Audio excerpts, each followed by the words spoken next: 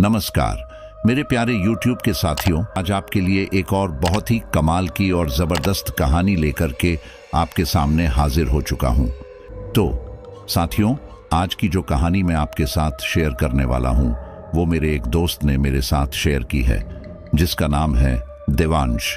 वो मुझे कॉलेज के फर्स्ट ईयर में मिला था, लेकिन फर्स्ट ईयर कंप्लीट किए बिना ही उसने कॉलेज बीच में ही छोड़ दिया और वो दूसरा सब्जेक्ट बदलकर एक बड़े शहर में पढ़ाई करने चला गया। हाल ही में मेरी उससे मुलाकात हुई, तब उसने अपने साथ घटी एक घटना शेयर की और उसने बताया कि जिस कॉलेज के हॉस्टल में वो रहता है वहां पर उसके बाकी और 3 साथी भी इस पूरे हादसे में उसके साथ थे और इस पूरे हादसे में उन्होंने एक बहुत बड़ा अच्छा काम भी किया है और एक आत्मा को मुक्ति दिलाकर उसके अपराधियों को सजा दिलवाई है। हालांकि शुरू में जब उस आत्मा ने उनसे संपर्क किया तब तो उन्हें काफी डर लगने लगा था, लेकिन जैसे जैसे उनके सामने सच्चाई की एक एक परत खुलती गई तब उन्होंने उस आत्मा की मदद करने का फैसला किया। तो दोस्तों, कहानी को आगे बढ़ाए उससे पहले मैं आपसे हमेशा की तरह यही कहूंगा कि अगर अब तक भी आप चैनल से नहीं जुड़े हैं तो इस रिश्ते को दिल से मजबूत कीजिए। रिश्ता दिल से जुड़ेगा तो मुझे कहानी सुनाने में मजा आएगा और आपको सुनने में। और हाँ, जितने भी लोग कहानी को सुन रहे हैं वो कमेंट में एक प्यारा सा परिचय जरूर दे दे। तो चलिए अब ज्यादा समय खराब ना करते हुए आज की कहानी को शुरू करते हैं। और आज की कहानी आप मेरे दोस्त यानी देवांश के पर्सपेक्टिव से ही सुनने वाले हैं। नमस्कार साथियों, एक बार हम कॉलेज से बहुत से छात्र पिकनिक पर गए थे। हमारा 4 मित्रों का समूह था। हम चारों मित्र अपने कॉटेज से सैर पर निकले। कॉलेज का ग्रुप भी साथ था, परंतु सब इधर उधर था। जंगली एरिया था जहां हम सब 4 करके इधर उधर फैल गए थे। कुछ आगे चलते ही हम लोगों को प्यास लगी और इंसानी आहट पाकर हमने एक झोपड़े की तरफ बढ़कर वहां आवाज लगाई। उस झोपड़े से एक नवयुवती बाहर निकल कर आई और हमसे हमारे आने का कारण पूछा। जब हम सब ने बताया कि प्यास लगने के कारण हम आहट पाकर इधर आ गए हैं, उसके बाद वह हमें झोपड़े के दरवाजे में रोककर पानी लेने चली गई। लेकिन पानी लेकर नवयुवती की जगह पर एक वृद्धा महिला वापस आई। उस वृद्धा से पूछने पर अभी वह जो अंदर गई आपकी बेटी है? उसने बताया कि इस घर में वह अकेली रहती है। यह बताते हुए आंखों में एक अलग ही तरह की रोशनी नजर आ रही थी। उसके बाद हमारी भूख प्यास सब खत्म हो चुकी थी। कंठ प्यास से कम डर के मारे अधिक सूखने लगा था। हम सब वहां से बिना पानी पिए उल्टे पांव वापस भागने लगे थे। वह वृद्धा भी खौफनाक अट्टहास करने लगी थी। उसकी हंसी वातावरण को बहुत भयानक बना रही थी। जनवरी की सर्द ठंड में भी हम सब पसीने पसीने हो गए थे। जल्दी से हम सब भागकर कॉटेज में आए। सारा सैर सपाटा पल भर में छू मंत्र हो गया था। हमारे कॉलेज का बाकी का ग्रुप जब वापस आया तो हम चारों को देखकर हैरान हुआ कि आज नंबर 1 के घुममकड़ी रजाई के अंदर घुसे हैं। हम चारों भी शाम को बिना खाना पानी के उन्हीं कपड़ों में ही सो गए थे। अभी आधी रात ही बीती थी कि हम चारों नींद में उस झोपड़े के सामने थे। वही बूढ़ी महिला हम चारों को पानी पिला रही थी, लेकिन अभी वह सामान्य सी वेशभूषा में दिख रही थी। पानी पीने के बाद हम सब ने उसका शुक्रिया कहने के लिए जो ही सिर उठाया कि तभी देखा उस बूढ़ी औरत की जगह एक नवयुवती खड़ी है। जब हमने उस नवयुवती से पूछा कि वो अभी जो आपकी माता जी यहाँ खड़ी थी वो अचानक से कहाँ चली गई, तब उसने जवाब दिया, क्यों भाइयों, व्यर्थ में क्यों डरा रहे हो मुझे? पानी पियो और चुपचाप निकलो यहाँ से। यहाँ सिर्फ मैं अकेली रहती हूँ। अब हम चारों के सिर से पैर तक एक बार फिर से डर के मारे झनझना सा गया, लेकिन अभी चुप रहकर वहां से निकलना ही मुनासिब समझा। हम वापस पलटने को हुए कि एक बार उस वृद्धा की खौफनाक हंसी फिर सुनाई पड़ी, परंतु पलटकर देखने पर वह नवयुवती खड़ी नजर आई। हमारे शरीर को काटो तो खून नहीं जैसी हालत बन गई थी। हम दौड़कर भागना चाह रहे थे, परंतु दौड़कर भाग ही नहीं पा रहे थे। भागते भागते हम रास्ते में गिर पड़े और इतने में ही हमारी आंखें खुल गईं। देखा तो हम चारों ही बिस्तर पर थे और आश्चर्य की बात ये थी कि वे तीनों ही सपनों में कुछ बड़बड़ा रहे थे। मैंने तीनों को हिलाकर जगाया तो वे तीनों ही डरते हुए उठकर बैठ गए। पूछने पर बताया कि वे बहुत डरावना सपना देख रहे थे। जब हमने उनसे उनके सपने के बारे में पूछा तो उन्होंने अपने अपने सपनों के बारे में बताया। वे तीनों भी वही सपना देख रहे थे जो अभी कुछ वक्त पहले मैं भी देख रहा था। ये एक विचारणीय विषय था कि हम चारों एक ही सपना क्यों देख रहे थे और एक सी घटनाएं हम चारों के साथ क्यों घट रही थीं। ये सिलसिला यूं ही कई दिन से चल रहा था। हमने जब अपने अन्य साथियों से जिक्र किया तब उन्होंने ये कहकर कि सपने तो कुछ भी आते रहते हैं, बात को टाल दिया। वहीं पिकनिक वाली घटना भी बताई तो बोलने लगे, हो ना हो, वह भी तुम्हारे सपने का ही असर है। हम भी तो सब वहीं थे। परंतु हम चारों तो उस सपने से बेहद परेशान हो गए थे। इसलिए हम चारों ने एक बार पुनः उस जगह पर जाने का विचार बनाया। लेकिन इससे पहले इस सिलसिले में हम अपने घर वापस आने पर एक बाबा जी से मिले और उन्हें बताया। तब उन्होंने कहा कि बच्चों, वह कोई आत्मा है जो तुम्हारे जरिए कुछ बताना चाह रही है। तुम चारों को हमारे साथ उसी जगह पर एक बार फिर से चलना होगा। और हम तैयार होकर उन बाबा जी के साथ उस जगह पर चल पड़े। वहां पहुंचकर देखा तो वहां पर अब कोई झोपड़ी या मकान नहीं था। बाबा जी ने कहा, बालकों, यहां पर तो ऐसा कुछ भी नहीं है जैसा आप सबने बताया था।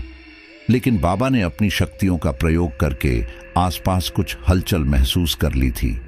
उन्होंने हम चारों को वहां से जाने का कहकर अपनी कुछ साधना सी प्रारंभ कर दी। हम उनसे लगभग 500 मीटर की दूरी पर आ गए। वो क्या बातें कर रहे थे हमें सुनाई तो नहीं पड़ रहा था, परंतु वे कुछ बातें कर रहे थे यह समझ में आ रहा था। किससे बातें कर रहे थे वह भी हमें दिखाई नहीं पड़ रहा था। कुछ देर के पश्चात बाबा जी ने हम चारों को वापस अपने पास बुलाया और बोले, बेटा, ये एक भटकती आत्मा है। इसको आप सबकी कुछ मदद चाहिए। ये किसी को कोई जान माल की हानि नहीं पहुंचाएगी। इसको सिर्फ इंसाफ चाहिए जिसमें अब आप सब लोग इसकी मदद कर सकते हैं। हम सब ने बाबा जी से हैरत से पूछा, हम भला इनकी क्या मदद कर सकते हैं? बाबा जी ने कहा, घबराओ मत, हमारी बात ध्यान से सुनो।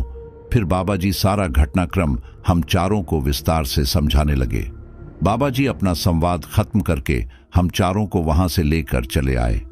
बाबा जी अपने आश्रम चले गए और हम चारों अपने कमरे में आ गए। और संयोगवश आज हम चारों अपनी नींद सुखद तरीके से पूरी कर पाए थे। ना कोई भय, ना खौफ, ना ही कोई डरावना सपना आया था।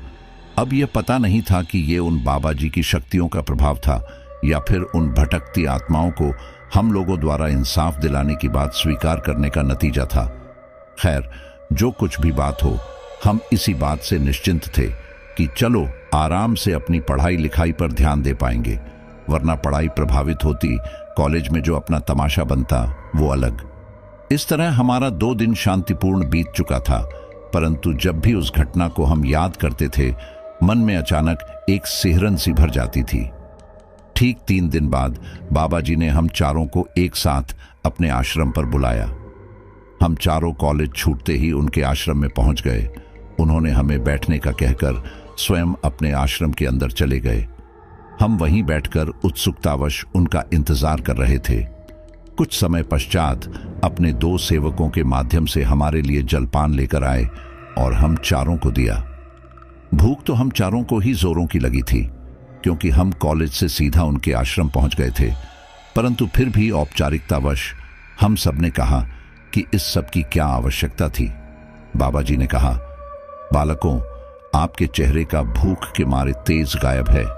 किसी भी विचार विमर्श के लिए स्वास्थ्य और चेहरे में तेज होना आवश्यक है। और कुछ भी सोचने समझने का रास्ता पेट के रास्ते से ही होकर गुजरता है। इसलिए आप चारों निश्चिंत होकर इसे अपना ही घर समझकर जलपान ग्रहण करो, फिर काम की बातें करते हैं। बाबा जी के कहे अनुसार हम सब ने जलपान ग्रहण किया और उनकी योजना की प्रतीक्षा करने लगे। इतना तो हम सब आश्वस्त हो ही चुके थे कि उनके साथ रहकर हमारा कुछ अनिष्ट नहीं होने वाला है। परंतु फिर भी अब भी गंभीर सवाल मन में उथल पुथल मचाए हुए था कि आखिर हम चारों को करना क्या होगा। बाबा जी हमारी मुख मुद्रा देखकर हमारे मन में चल रही उथल पुथल को शायद भांप चुके थे, इसलिए उन्होंने कहा, बच्चों, आपको घबराने की बिल्कुल भी आवश्यकता नहीं है। ना ही आपका कोई नुकसान होगा, ना ही किसी और का। सिर्फ आप लोगों को थोड़ी सी मदद करनी होगी, जिससे गुनहगार अपना गुनाह कबूल कर लें और उन भटकती आत्माओं को इंसाफ मिल जाएगा, तो उन्हीं इस संसार से मुक्ति मिल जाएगी। हम चारों ने स्वीकारोक्ति में बिना कुछ बोले अपने सिर हिला दिए। फिर हिम्मत बटोरकर हमने बाबा जी से पूछ लिया, लेकिन बाबा जी, उन आत्माओं का गुनहगार आखिर है कौन? बाबा जी ने जवाब दिया, बच्चों, धैर्य रखो, शीघ्र ही यह भी पता चल जाएगा। फिर बाबा जी हमें अपनी योजना के बारे में विस्तार से समझाने लगे, परंतु अभी भी यह किसके खिलाफ उपयोग करना है यह नहीं बताया था। बाबा जी ने सब कुछ समझाने के बाद हम सब से कहा, अब आप चारों जा सकते हैं, लेकिन याद रहे यह बात किसी को जाहिर नहीं करना है। जाकर अपने कॉलेज के वार्षिक सम्मेलन की तैयारियां करो। हम लोग बाबा जी को प्रणाम कर वहां से चले आए और मन ही मन सोच रहे थे कि कहीं ऐसा तो नहीं कि किसी झमेले में पड़ जाएं, वरना अपने माता पिता को क्या जवाब देंगे, जिन्होंने इतनी आशाओं के साथ इतना दूर हमें पढ़ लिख कर काबिल बनने के लिए भेजा है। फिर उसके बाद हम चारों ही एक दूसरे को तसल्ली दे रहे थे, चलो जो होगा देखा जाएगा। दुनिया में कई ढोंगी बाबाओं के बारे में सुना था, इसलिए मन में यदा कदा यह विचार भी आ जाते थे कि कहीं ये बाबा जी भी ऐसे तो नहीं हैं जो हम लोगों को अपनी स्वार्थ पूर्ति के इरादे से कुछ गलत कामों में धकेल दें, जिसमें हम सब उलझ कर रह जाएं। और हम चारों ही एक दूसरे से विचार विमर्श करते और एक दूसरे को समझाते कि जब कभी भी हमें अंदेशा होगा कि गलत कदम बढ़ाए जा रहे हैं, तो हम सब कुछ छोड़कर वहां से भाग लेंगे, किसी दलदल में कदम नहीं रखेंगे। कोई छोटे बच्चे तो हम हैं नहीं जो कोई हमें जबरदस्ती पकड़ लेगा। बस यूं ही एक दूसरे को तसल्ली दे लेते थे।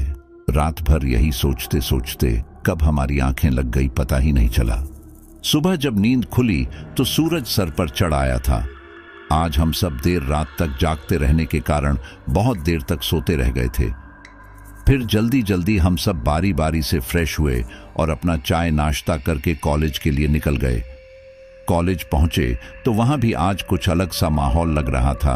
अब पता नहीं हम बदले थे या कॉलेज के लोग बदले हुए थे, कुछ समझ नहीं आ रहा था। परंतु हमने अपनी बात किसी को नहीं बताई थी, क्योंकि बाबा जी ने किसी से ना बताने की सख्त हिदायत दे रखी थी।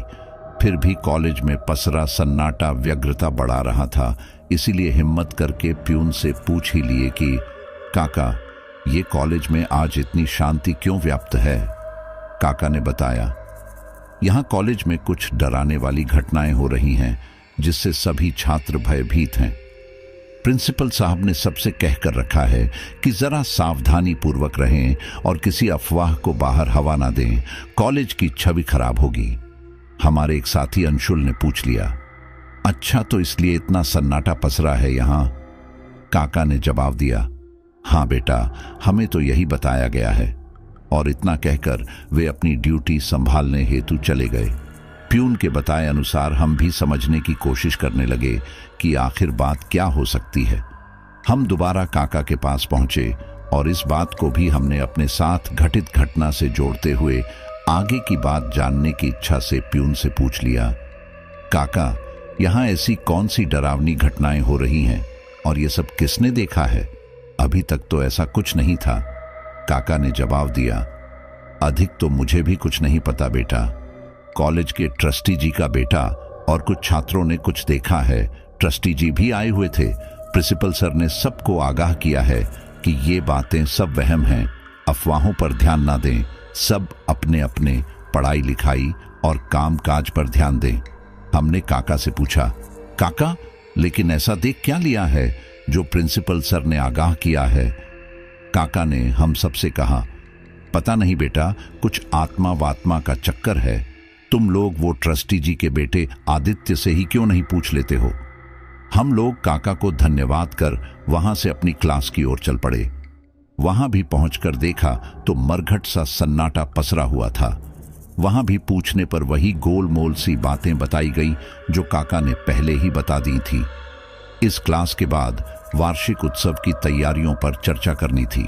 किसी तरह पीरियड खत्म हुआ और हम सब रिहर्सल रूम की तरफ चल पड़े। हम चारों एक दूसरे को शांत रहने के इशारे कर अपनी जगह पर बैठ गए, परंतु पढ़ाई लिखाई में मन कहाँ लगता। रह रहकर वही पुरानी सब बातें याद आ रही थीं। वहां पहुंचकर भी वार्षिक उत्सव की तैयारियों से अधिक डरावनी घटना चर्चा का विषय थी। हम चारों ने भी तैयारियों में थोड़ा सा अपना योगदान दिया और वहां से अपने कमरे के लिए निकल पड़े। दिन किसी तरह बीत गया, रात आ गई। आज हम चारों फिर रात में विचरण करने लगे और आज हम उस झोपड़ी में न होकर अपने कॉलेज के इर्द गिर्द भटक रहे थे। और आज हंसने का अट्टाहस नहीं, बल्कि किसी महिला की चीत्कार हमारे कानों में सुनाई पड़ रही थी, जो रो रो कर बचाओ बचाओ की गुहार लगा रही थी। हमने सामने जाकर देखा तो वही नव युवती नजर आई जो उस झोपड़े में मिली थी। उसके बाद हमारी नींद खुल गई और हम भीग कर झटके से उठ बैठे। हमारी चीखने की आवाज से हमारे तीनों साथी भी उठ बैठे थे। उन्होंने हमसे हमारे चीखने का कारण पूछा और जब हमने बताया तो उन्होंने कहा, कमाल है, यही सपना तो हम भी देख रहे थे कि एक महिला कॉलेज की पुराने बिल्डिंग तरफ मदद की गुहार लगाती दौड़ रही थी, पर यह समझ नहीं आया कि वो किससे बचना चाह रही थी। हमने कहा, कोई बात नहीं, धीरे धीरे सब कुछ पता चल ही जाएगा। हमारे उन तीनों साथियों ने भी सहमति में सिर हिलाया। रात्रि का आधा प्रहर ही बीता था, इसलिए फिर से हम सब पलटकर सो गए। अगली रोज सुबह उठकर हम चारों ही आपस में बात करने लगे कि हमने इस बार पिकनिक में जाकर क्या भला मोल ले ली। पूरा जीवन ही प्रभावित हो गया। पढ़ाई लिखाई, खेल कूद, सब कुछ इस एक कमरे में कैद होकर रह गए हैं, जैसे किसी कारागार में हो। ना ही किसी से अपने दिल की बात कर सकते हैं। इतने तक तो ठीक था, अब तो रातों की नींद भी हराम हो चुकी है। हम चारों आपस में बैठे अभी यही बातें कर ही रहे थे कि उन बाबा जी का फोन आ गया और उन्होंने कहा, बच्चों, आप कमरे में कैद नहीं हो, पहले की तरह ही आजाद हो। घूमो फिरो, खाओ पियो, पढ़ो लिखो, आनंद से रहो। किसी भी प्रकार का कोई बंधन नहीं है तुम पर, परंतु इतना अवश्य ध्यान रखना, तुम्हें ही सहायता के लिए किसी ने क्यों चुना? वो इसलिए कि तुम चारों में कोई खूबी देखी होगी। जीते जी व्यक्ति जो बातें महसूस नहीं कर पाता, वह मृत्यु के बाद महसूस कर सकता है, परंतु सशरीर ना होने के कारण वह असमर्थ रहता है, अतः अपनी या किसी और की मदद नहीं कर पाता। इसलिए जीवित प्राणी का सहारा लेना पड़ता है। आप सब चाहते हैं कि आपकी सहायता से किसी पीड़ित को इंसाफ मिल जाए तो साथ दीजिए। नहीं देना चाहते तो भी कोई बाध्यता नहीं है। हम बात करके समझा देंगे उन पीड़ित आत्माओं को। आप सब एक बार स्वतंत्र मन से विचार विमर्श कर लीजिए।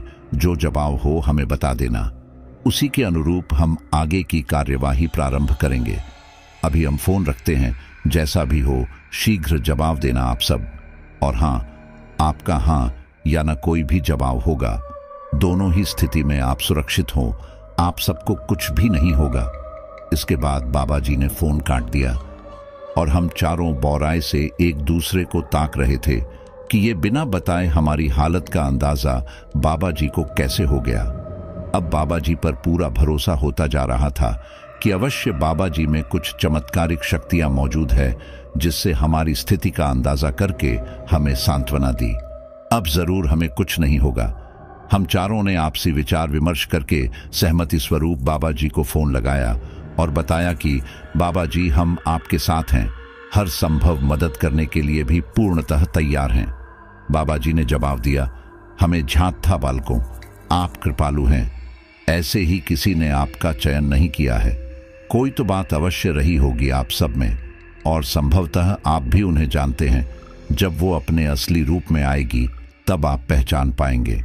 बाबा जी के फोन रखने के बाद हमारे मन में इस बारे में अधिक से अधिक जानने की उत्सुकता जागने लगी थी कि आखिर ऐसा कौन है जिसको हम जानते हैं, और वह भी अपने लिए इंसाफ प्राप्त करने हेतु हम चारों को ही क्यों माध्यम बनाना चाहता है, और ऐसा उसके जीवन में क्या हुआ होगा जिसके लिए उसको इंसाफ चाहिए।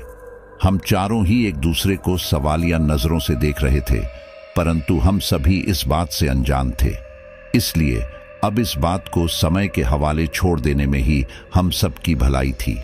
इसके बाद हम अपने दैनिक कामों में व्यस्त हो गए। दिन भर की थकान से रात्रि में खाना खाने के बाद जल्द ही नींद आ गई। मध्य रात्रि ही बीती थी कि फिर वही सपना, एक लड़की कॉलेज के खंडहर में बचाओ बचाओ चिल्लाती हुई भाग रही है।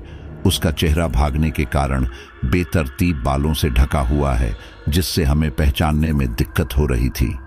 उसकी आवाज की दिशा में हम लोग जा रहे हैं, परंतु वहां ऐसा कोई नजर नहीं आ रहा जिससे बचने के लिए वो मदद की गुहार लगा रही है। हमारे सबके पूछने पर भी वह भागती हुई वहीं आगे बढ़ती जा रही है और हम उसके पीछे पीछे भाग रहे हैं। हमारे एक मित्र दिनेश ने भागकर उसको पकड़ लिया और उसके चेहरे से उसके बिखरे बाल समेटकर हटाता है कि तभी हमारी नींद खुल जाती है और हम आज भी उसका चेहरा नहीं देख पाते हैं। नींद खुलते ही हमने एक नजर घड़ी की ओर डाली, तब देखा तो सुबह के 5 बज रहे थे। हमारे तीनों साथी अभी भी गहरी नींद में सो रहे थे। हमने भी अपना चादर खींचकर फिर से सोने का उपक्रम किया, यह सोचकर कि इतना सुबह से जागकर भी क्या करेंगे। लेटा तो था, परंतु नींद अब हमारी आंखों से कोसों दूर जा चुकी थी। बस काफी देर तक करवटें बदलता रहा। साथियों को भी हमने नहीं उठाया कि उनकी नींद क्यों खराब की जाए। जब बिस्तर में बेचैनी सी होने लगी, तब उठकर मेन हॉल की तरफ टहलने लगा, जो कि मकान मालिक का था। जरूरत पड़ने पर हम भी उपयोग कर सकते थे। बाहर लोगों की आवाजाही महसूस होने लगी थी। कई लोग जो सुबह सुबह मॉर्निंग वॉक आदि लिए निकलते हैं।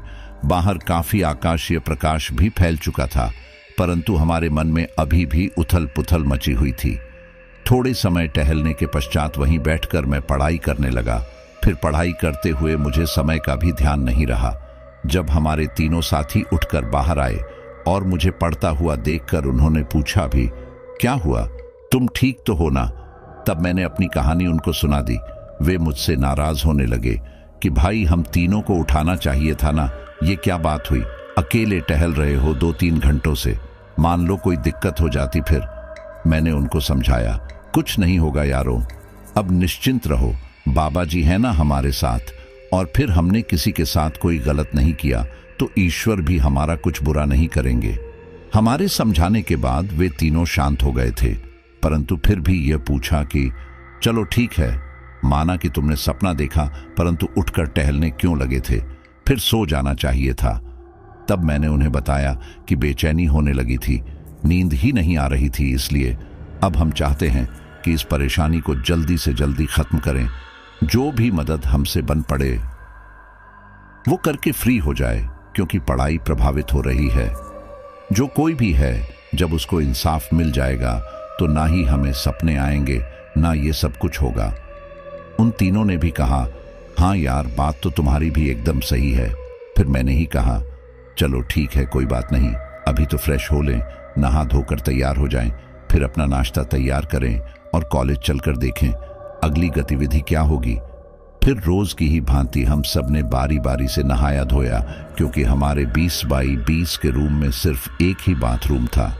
दीवार पर 4 शेल्फ बने हुए थे, जहां पर हम चारों अपने अपने सामान रखते थे, और उन्हीं के बगल से हमने अपने अपने सिंगल बेड रखे हुए थे। बीचों बीच एक बड़ा सा टेबल था, जिसके इर्द गिर्द हमने 4 कुर्सियां रख ली थीं। जब जरूरत होती तब रख लेते, उसके बाद समेटकर चारों को ऊपर नीचे रख देते। बस यही थी हमारी कॉलेज लाइफ। हम सब ने जब नहा लिया तो मिलकर नाश्ता बनाया, और नाश्ता करके कॉलेज के निकलने से पहले बाबा जी से मिलने गए, क्योंकि उन्होंने हमें आज सुबह ही बुलाया था। बाबा जी के यहाँ पहुंचकर हमने उन्हें प्रणाम किया। उन्होंने बैठने का इशारा किया तो हम सब वहीं पर एक किनारे बैठ गए। उन्होंने हमसे जलपान के विषय में पूछा। तब हमने उन्हें बताया कि बाबा जी, आज हम घर से अभी नाश्ता करके ही आ रहे हैं, इसलिए अभी कुछ नहीं चाहिए। उन्होंने भी सहमति में ऐसे सिर हिलाया जैसे उन्होंने देखा हो कि हमारे पेट भरे हुए हैं। फिर उन्होंने बात को आगे बढ़ाते हुए कहा, बालकों, हमने आपको इसलिए बुलाया है कि इस वार्षिक उत्सव में आप जो नाटिका करने वाले हैं, उसका कथानक हम आपको लिख कर देने वाले हैं, और जल्दी से जल्दी हमें इस मामले को खत्म करना होगा। इसी पूर्णमासी को इस कहानी का खात्मा हो जाएगा। पूर्णमासी आज से ठीक 3 दिन बाद है। इसलिए आप सब अपने आप को तैयार कर लें।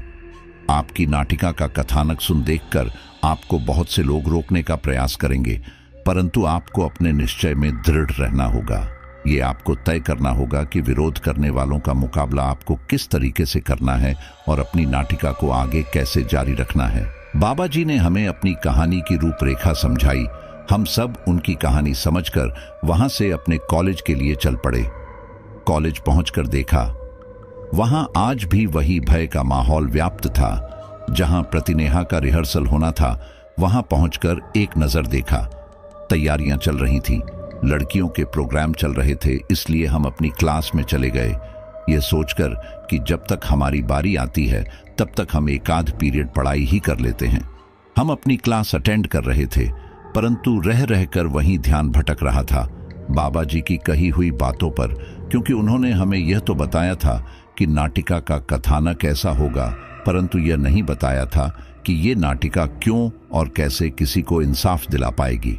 इसलिए हमारे मन मस्तिष्क में उथल पुथल चल रही थी। बस उस घड़ी का इंतजार था कि कब जल्दी से जल्दी पूर्णमासी आए, और संयोग से हमारे कॉलेज का वार्षिकोत्सव भी पूर्णमासी को ही संपन्न होना था। हम क्लास में बैठे लेक्चर अटेंड कर रहे थे, परंतु अधिक से अधिक ध्यान हमारा वार्षिकोत्सव में ही था। हम चारों मित्र एक दूसरे को देख लेते और अपनी किताब कापियों पर नजर गड़ा लेते। शायद मेरे जैसा ही हाल उन तीनों का भी था।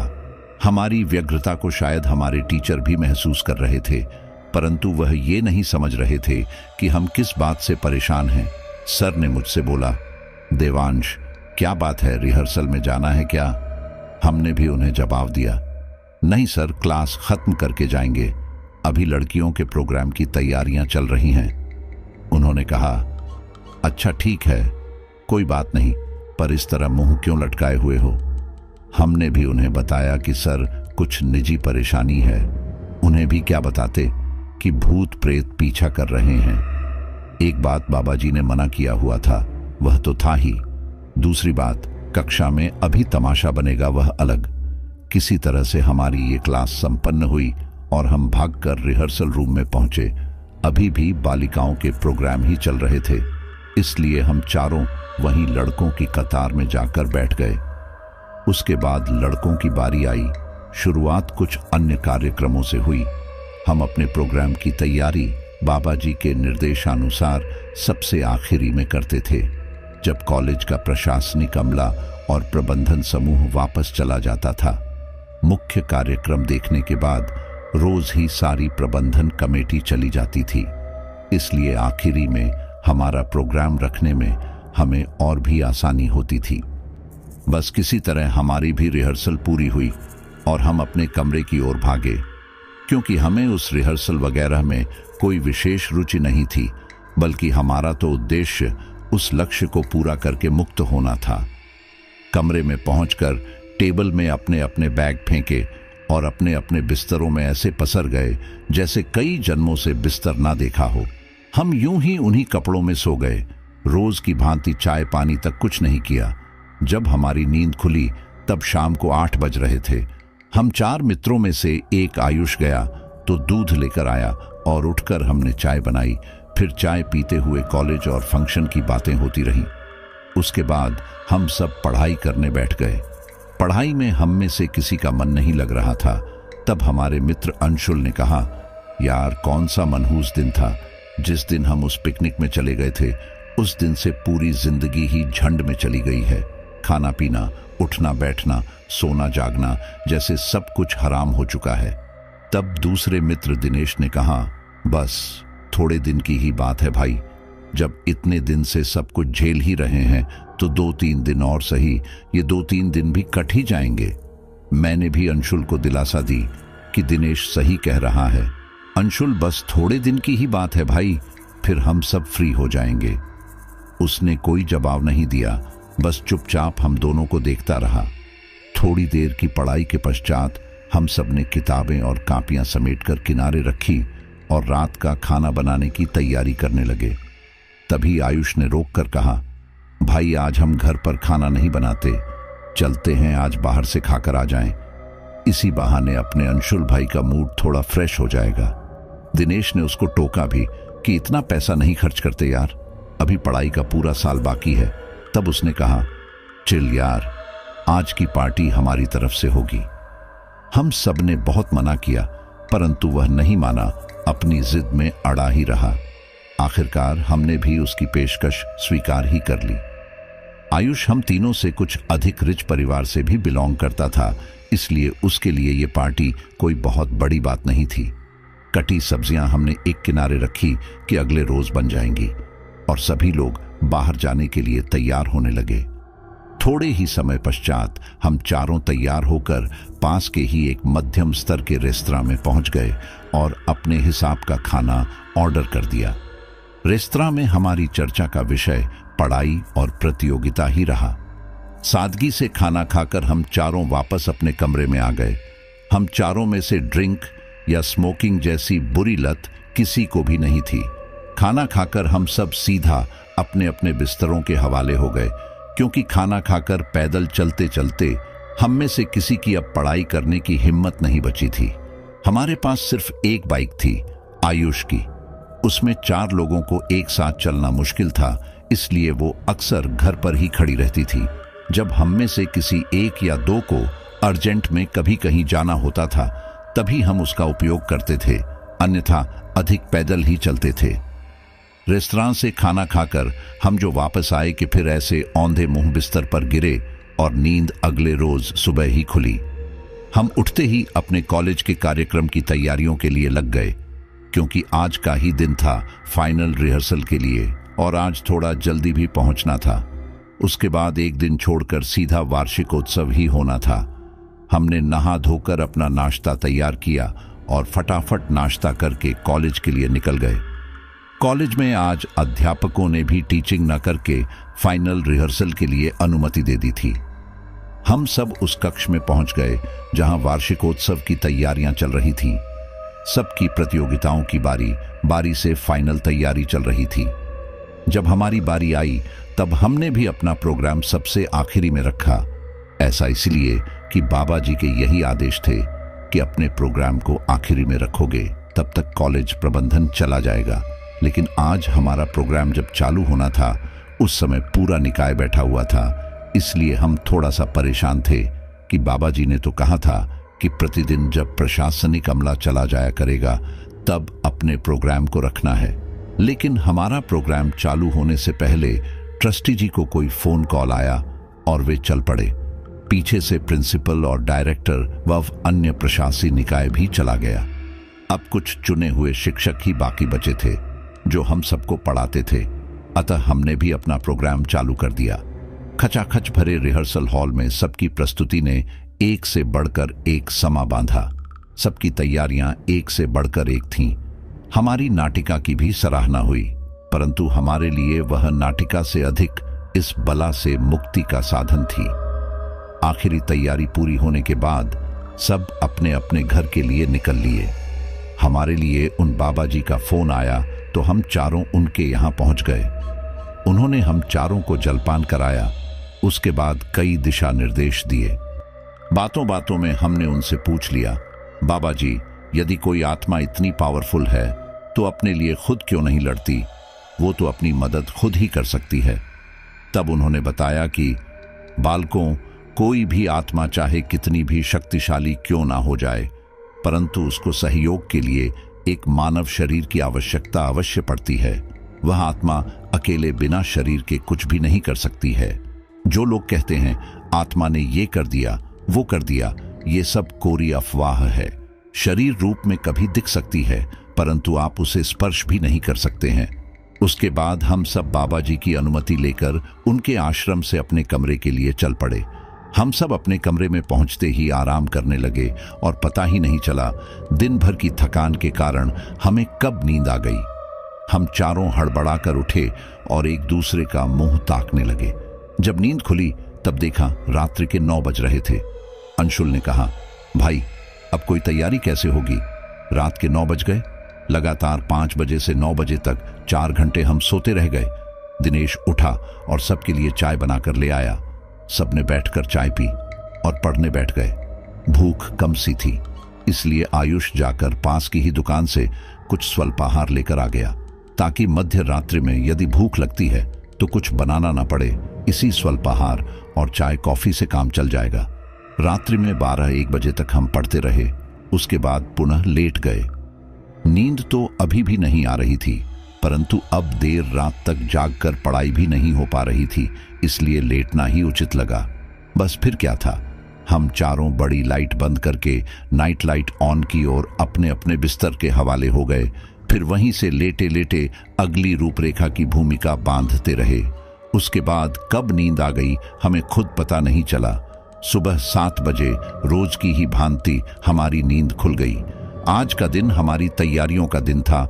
जो भी आवश्यक सामग्री बाजार से लानी थी या जो भी हमारे पास पहले से मौजूद था, उसको कल के लिए तैयार रखना।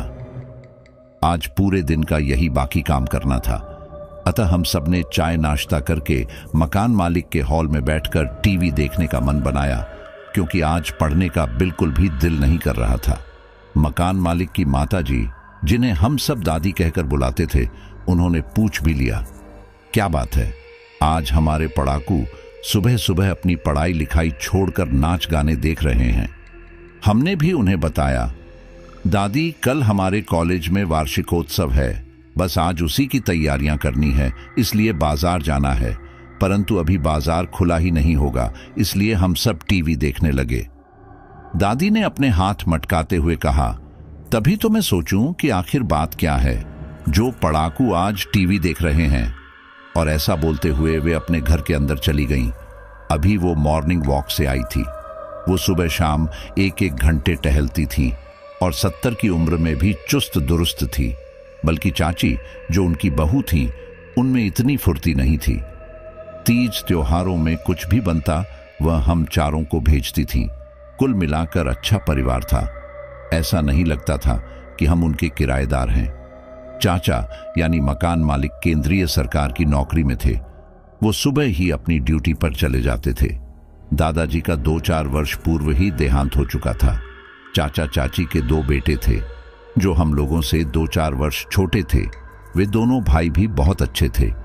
जब बाजार खुलने का समय हुआ, तब हम वहां से उठकर चल पड़े और नहा धोकर तैयार हो बाजार के लिए निकल गए।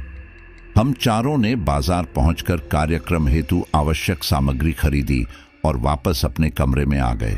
वजह जो भी हो, परंतु आजकल थोड़े से ही काम से थकान बहुत अधिक लगने लगी थी। अतः आते ही हम फिर से आराम करने लगे। उसके बाद दोपहर तक अगले रोज के कार्यक्रम की पूरी तैयारी करके हम फ्री हो गए। एक बार क्रॉस चेक भी कर लिया। किसी तरह दिन बीता, रात आ गई। रात में भी कल की प्रतियोगिता का ही डर समाया हुआ था। अतः समय का ध्यान रखते हुए हम जल्दी से खाना पानी करके सो गए। सुबह जल्दी से उठ गए, क्योंकि आखिर आज वो दिन आ ही गया जिसके बाद हम खुली हवा में सांस ले पाएंगे। हम जल्दी से तैयार होकर कॉलेज पहुंच गए। कॉलेज में दिव्या और सुप्रिया, जो मेरी और दिनेश की दोस्त थीं, उन्हीं के साथ बैठकर एक बार नाटिका के बारे में डिस्कशन किया। नेहा और रागिनी ये अंशुल और आयुष की दोस्त थीं। वह भी जरूरत पड़ने पर हर संभव मदद करने के लिए तैयार थीं। आखिर वो समय भी आ गया जब 11 बजे से कॉलेज के सभा हॉल में रंगारंग प्रस्तुतियां चालू हो गईं। एक से बढ़कर एक कार्यक्रम प्रस्तुत किए जा रहे थे। सभा हॉल रह रहकर तालियों की गड़गड़ाहट से गूंज रहा था। हम चारों इस विषय में बात कर रहे थे कि इतनी सुंदर प्रस्तुतियों के बीच हमारी नाटिका का क्या मोल। तब अंशुल ने कहा, हमें कौन सा प्रस्तुति देनी थी? वो तो हम लोग बाबा जी के कहने पर तैयार हुए हैं। हम तो सिर्फ यहां पढ़ने के लिए हैं। ये रंगारंग वगैरह अपने वश की बात भी नहीं है। नंबर आए या ना आए, अपनी ड्यूटी पूरी हो जाएगी। और सबसे बड़ी बात, सब पर से आज बहुत बड़ा बोझ उतर जाएगा और साथ ही किसी को इंसाफ मिल जाएगा। नेहा ने पूछा, हमारे समझ में अब तक नहीं आया कि तुम लोगों की इस नाटिका से भला किसी को क्या और कैसे इंसाफ मिलेगा। दिनेश ने कहा, समझ तो हमारे खुद भी कुछ नहीं आया, पर जो भी बात है आज उस पर से पर्दा उठ ही जाएगा। तब तक थोड़ा और इंतजार कर लेते हैं। सबके कार्यक्रम बारी बारी से चल रहे थे। जब हमारा नाम पुकारा गया, देवांश सैन और उनका ग्रुप अब अपनी प्रस्तुति देगा। मानो हमारी धड़कनें ही थम गई हों। फिर किसी तरह हिम्मत करके हम सब उठकर मंच की तरफ गए और औपचारिक अभिवादन करके अपना परिचय दिया। उसके बाद अपनी नाटिका को आगे बढ़ाने हेतु 2 शब्द कहे। पायल शर्मा, जिसका असली नाम दीपिका है, वो कॉलेज के चौकीदार भूरालाल की बेटी है। वो कॉलेज के ट्रस्टी जोगिंदर पटेल के बेटे सुधीर, जिसका असली नाम आदित्य है, उससे प्यार करती है। हम चारों दोस्त आदित्य, भूरालाल, ट्रस्टी जी और सहयोगी की भूमिका में थे। दिव्या और उसकी 3 सहेलियां पायल, रोहिणी, पायल की मां और डॉक्टर की भूमिका निभा रही थी। कुछ अन्य सहायक कलाकार अपनी कक्षा से ले लिए थे। सुधीर ने पायल को बहुत इम्प्रेस किया। अनेकों वादे किए, परंतु पायल ने हर बार यह कहकर ठुकराया कि हमारा और आपका कोई मेल नहीं है, आपकी दुनिया में हम एक धूल का कण भी नहीं है। लेकिन सुधीर के बहुत मनोहार करने पर पायल को झुकना पड़ता है, और वह भी आखिर सुधीर के प्यार की खातिर झुक ही गई एवं सुधीर का प्यार स्वीकार कर लिया। सभी प्रेमी जोड़ों की तरह अभी इनकी भी जिंदगी पंख लगाकर उड़ रही थी, ऊंच नीच, गरीबी अमीरी के बंधन से परे। वैसे भी प्यार कहाँ ऊंच नीच, गरीबी अमीरी या जात पात देखता है, वह तो बस किसी से भी हो जाता है। इस तरह पायल और सुधीर का प्यार भी कुलांचे भर रहा था। एक दिन वह भी आया जब दोनों सामाजिक बंधन तोड़कर अपने रिश्ते में काफी आगे बढ़ गए, जितना आगे उन्हें नहीं बढ़ना चाहिए था। परिणाम स्वरूप पायल आदित्य के बच्चे की मां बनने वाली थी। पायल ने रोते हुए आदित्य को यह बात बताई। आदित्य ने पायल को समझाया और तसल्ली दी कि अगले महीने ही हम पापा से अपने रिश्ते के बारे में बात करेंगे और शादी कर लेंगे। पायल ने भी सहर्ष मान लिया था। पायल ने यह बात अपनी बहन रोहिणी को बताई। तब रोहिणी ने समझाया कि पायल, मुझे तो कुछ ठीक नहीं लग रहा है, वे उतने अमीर लोग, भला हम गरीबों को क्यों स्वीकारेंगे। तब पायल ने बताया, नहीं नहीं रोहिणी, सुधीर ऐसा लड़का नहीं है। अगले महीने ही वह सर यानी अपने पापा और के ट्रस्टी से बात करके हमारे रिश्ते की बात करेगा। अगला महीना भी आ गया। सुधीर का कॉलेज आना बंद हो गया। अब पायल परेशान रहने लगी। उसकी हालत देखकर आस पड़ोस भी कानाफूसी होने लगी थी। फिर भी पायल अपने आप को संभाले हुए थी कि सुधीर लौटकर जरूर आएगा। 2-3 महीने में ही पता चल गया कि सुधीर को पढ़ने के लिए उसके पिता ने बड़े शहर के किसी नामी कॉलेज में भेज दिया है। अब पायल का इधर रो रो कर बुरा हाल था। घर पर पायल की बहन रोहिणी ही पायल को संभालने वाली थी। माता पिता ने तो पायल के इस कृत्य के बाद पायल से मुंह फेर लिया था। बहुत हिम्मत करके वह रोहिणी को साथ लेकर ट्रस्टी जी के घर पहुंच गई और अपने होने वाले बच्चे का हवाला देकर बहुत हाथ जोड़े। रोहिणी भी अपनी बहन के लिए बहुत गिड़गिड़ाई, परंतु ट्रस्टी जी पर कोई असर नहीं हुआ, उल्टा बेइज्जती करके भगा दिया, यह कहते हुए कि तुम जैसे छोटे लोग और कर भी क्या सकते हो। शादी विवाह अपनी हैसियत वालों में होते हैं। मेरे बेटे के इतने बुरे दिन भी नहीं आए हैं कि एक चौकीदार की बेटी से विवाह करना पड़े, और लताड़ कर घर से भगा दिया। पायल ने विनती की कि कोख में बच्चा पल रहा है, उसके लिए सुधीर के पिता ने कहा, इसको अबॉर्ट करा दो और अपनी बिरादरी में कहीं भी शादी कर लो। रोहिणी ने भी सुधीर के पिता से विनती की कि सर, हम कहाँ जाएंगे डॉक्टर के पास, हम किसी को नहीं जानते हैं। तब सुधीर के पिता ने पैंतरा बदला और बोले, मान लो सुधीर से शादी होगी भी तो क्या, ऐसी लड़की से जो शादी से पहले ही गर्भवती होगी। शादी करने के लिए भी गर्भपात तो कराना ही होगा और हम अपने पहचान के डॉक्टर के पास ले जाएंगे। पायल और रोहिणी भी उनके झांसे में आ गई और निर्धारित किए हुए समय में अगले दिन स्त्री विशेषज्ञ के पास लेकर पहुंच गए। गायनेकोलॉजिस्ट ने पायल को देखते ही अबॉर्शन से मना किया कि 6 महीने पूरे हो चुके हैं, मां के लिए खतरा हो सकता है। लेकिन सुधीर के पिता अपनी जिद पर अड़े रहे कि सावधानी पूर्वक करो डॉक्टर, हमारे पास और कोई विकल्प नहीं है। हार कर डॉक्टर को उनकी बात माननी पड़ी और आखिरकार वही हुआ जिस बात की आशंका डॉक्टर ने पहले ही व्यक्त कर दी थी। पायल की जान चली गई, बच्ची भी अबॉर्ट कर दी गई। पायल की कोख में बेटी थी। इस तरह कुछ धूर्त लोगों की धूर्तता में 2 जानें चली गईं। दिव्या नाटिका खत्म होते ही जोर जोर से हंसने लगी, जैसे कि उसके अंदर कोई आत्मा समा गई हो। कॉलेज का पूरा माहौल भयातुर हो गया था। आदित्य दहाड़े मारकर रोने लगा था और बोलने लगा, ये तो मेरी दीपिका की कहानी है। ट्रस्टी जी की तरफ घूमकर पूछने लगा, क्यों पापा, आपने क्यों झूठ कहा था कि चौकीदार काका अपनी बेटियों के साथ शहर छोड़कर चले गए हैं? आपने इतना बड़ा विश्वासघात क्यों किया? इतने में भागकर दिव्या यानी कि पायल आदित्य के गले लग गई थी। आदित्य ने आगे कहा, 2 निर्दोषों की जान ले ली आपने पापा। पता नहीं रोहिणी और काका कहां पर होंगे। ट्रस्टी जी आदित्य पर चिल्लाए, तो क्या करता? तुम्हारी बेवकूफियों की वजह से सड़क में पड़े हुए किसी कचरे को घर पर रख लेता। हां, हमने गर्भपात करने के लिए डॉक्टर को कहा था, पर मुझे नहीं पता था कि जान चली जाएगी। आदित्य चिल्लाया, झूठ मत बोलिए। डॉक्टर ने पहले ही बता दिया था कि मां को खतरा है, और आप अपना गुनाह स्वीकार करिए या फिर मैं पुलिस में जाकर गवाही देता हूं कि मैंने हत्या की है, परंतु एक बार रोहिणी और काका से मिलकर माफी मांग लूं, पर पता नहीं वे कहां होंगे। तभी हॉल के दरवाजे तरफ से आवाज आई, हम यहां हैं बेटा।